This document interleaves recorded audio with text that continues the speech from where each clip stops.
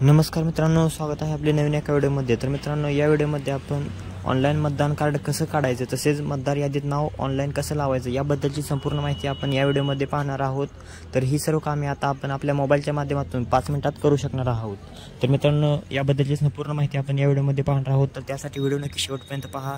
चॅनलवर जर पहिल्यांदा असाल तर आपल्या YouTube चॅनलला नक्की सबस्क्राइब करून ठेवा अशाच माहितीसाठी। चला तर मग व्हिडिओ सुरू करू। तर मित्रांनो, यासाठी आपण आपल्या प्ले स्टोअरवर वोटर हेल्पलाईन हे ॲप जे आहे तर ते इन्स्टॉल करून घ्यायचं आहे। तर हे ॲप आपण या ठिकाणी पाहू शकता। तर हे ॲप आपण इन्स्टॉल करून घ्यायचं आहे। तर वोटर हेल्पलाईन हे ॲप इन्स्टॉल झाल्यानंतर आपण हे ॲप ओपन करायचं आहे। तर ओपन झाल्यानंतर अशा प्रकारचं आपल्यासमोर पेज ओपन होईल। तर यामध्ये आपण हे पाहू शकता, जर आपण पहिल्यांदा या ठिकाणी लॉग इन करत असाल तर यासाठी आपण न्यू युजर या ऑप्शनवर आपण क्लिक करायचं आहे। जर आधी अकाउंट असेल तर आपण मोबाईल नंबरवर पासवर्ड टाकून लॉग इन करू शकता। तर न्यू युजर या ऑप्शनवर क्लिक करून आपण या ठिकाणी एंटर युअर मोबाईल नंबर या ठिकाणी आपला मोबाईल नंबर टाकायचा आहे। तर त्यानंतर आपणास विचारत असलेली माहिती फर्स्ट नेम, लास्ट नेम आणि जो आपल्याला पासवर्ड घ्यायचा आहे तर तो पासवर्ड आपण या ठिकाणी टाकायचा आहे। तर ही सर्व माहिती टाकल्यानंतर या ठिकाणी आपणास सेंड केलेला OTP जो असेल तर तो OTP सुद्धा आपण या ठिकाणी फिल करून घ्यायचा आहे। त्यानंतर सबमिटवर क्लिक करायचं आहे। त्यानंतर आपलं अकाउंट जे आहे तर ते क्रिएट केलं जाईल। तर या ठिकाणी आता आपण लॉग इन करण्यासाठी आपला मोबाईल नंबर जो असेल आता टाकलेला तर तो मोबाईल नंबर टाकून या ठिकाणी पासवर्ड टाकायचा आहे। त्यानंतर आपल्या मोबाईलवर OTP सेंड केला जाईल, तो OTP टाकायचा आहे। तर त्यानंतर अशा प्रकारे आपणास या पेजवर याचाल। तर त्यानंतर रजिस्ट्रेशन करण्यासाठी वोटर रजिस्ट्रेशन या ऑप्शनवर आपण क्लिक करायचं आहे। तर या ऑप्शनवर क्लिक केल्यानंतर या ठिकाणी न्यू वोटर रजिस्ट्रेशन यावर आपण क्लिक करायचं आहे मतदार नोंदणी नवीन करण्यासाठी। तर या ठिकाणी न्यू वोटर रजिस्ट्रेशन या बटनावर आपण क्लिक करायचं आहे। तर यावर क्लिक केल्यानंतर आपल्यासमोर असं पेज ओपन होईल। तर त्यानंतर आपण या ठिकाणी पाहू शकता, आपल्याला माहिती विचारत आहे yes I am applying for first time in voter. तर यावर क्लिक करायचं आहे। तर या ठिकाणी आपण यावर क्लिक केल्यानंतर पुढं नेक्स्ट बटनावर क्लिक करायचं आहे। तर यानंतर आपल्या समोर असं माहिती पेज ओपन होईल, त्यामध्ये आपलं स्टेट सिलेक्ट करायचं आहे। तर या ठिकाणी आपलं स्टेट त्यानंतर डिस्ट्रिक्ट सिलेक्ट करायचे आहे। तर त्यानंतर आपला जो मतदारसंघ असेल तर तो या ठिकाणी निवडायचा आहे। तर त्यानंतर डेट ऑफ बर्थ, आपली डेट ऑफ बर्थ जी असेल जन्मतारीख त्या फिल करायची आहे। त्यानंतर प्रूफ डॉक्युमेंट, डेट ऑफ बर्थचं प्रूफसाठी आपण या ठिकाणी आधार कार्डसुद्धा अपलोड करू शकता, तसेच पॅन कार्ड, ड्रायव्हिंग लायसन्स। तर यापैकी कोणते आपण अपलोड करायचं आहे। तर या ठिकाणी खाली पाहू शकता अपलोड द सपोर्टिंग डॉक्युमेंट यावर क्लिक करून ते आपण अपलोड करायचं आहे।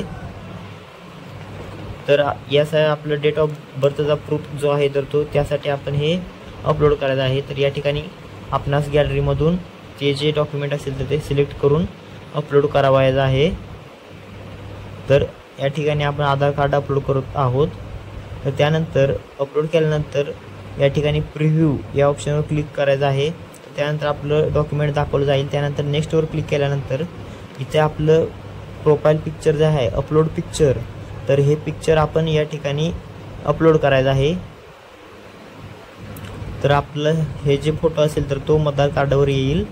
तर तो फोटो आपण या ठिकाणी सिलेक्ट करायचा आहे। तर त्यानंतर आपलं जेंडर, आपलं नाव जेंडर सिलेक्ट करायचं आहे। तर जेंडर सिलेक्ट केल्यानंतर आपलं नाव या ठिकाणी टाकायचं आहे। तर नाव टाकल्यानंतर या ठिकाणी आपलं मराठीत नाव ट्रान्सलेट होऊन आपोआप येईल। त्यानंतर आपलं सरनेम टाकायचं आहे।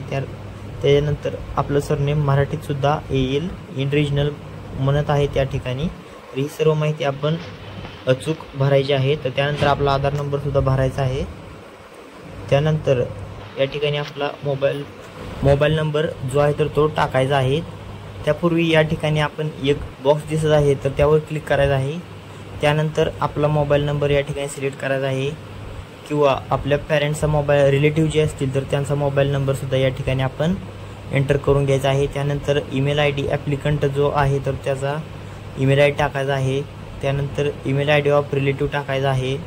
त्यानंतर आपण डिसेबल आहात का ते विचारत आहे, तर ते आपण योग्य अचूक माहिती जी आहे तर ती या ठिकाणी टाकायची आहे। त्यानंतर नेम ऑफ रिलेटिव्ह हे विचारत आहे, तर नेम ऑफ रिलेटिव्ह आपलं टाकायचं आहे। आपण कोणाचे इथे सिलेक्ट करू शकता, फादर, मदर, वाईफ किंवा जे असतील तर त्यांचं ते रिलेशन सिलेक्ट करून त्यांचं नाव या ठिकाणी आपण सिलेक्ट करायचं आहे।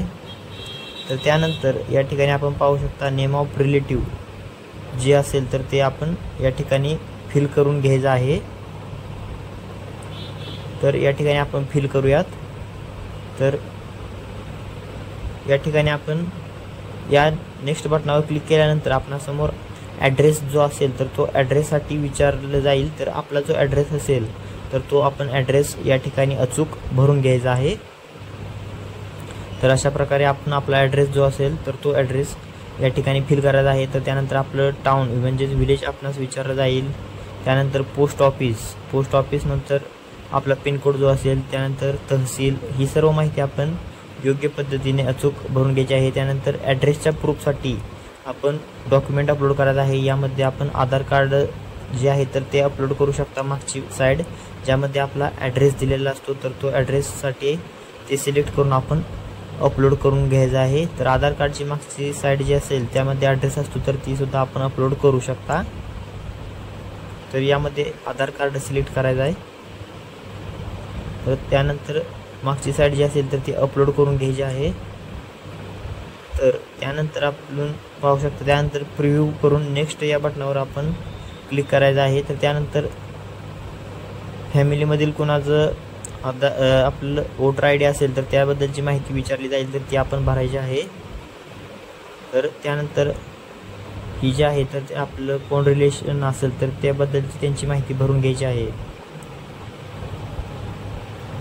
तर मित्रांनो त्यानंतर अशा प्रकारे पाहू शकता आपली फॅमिलीमधली माहिती जी असेल तर ती भरायची आहे.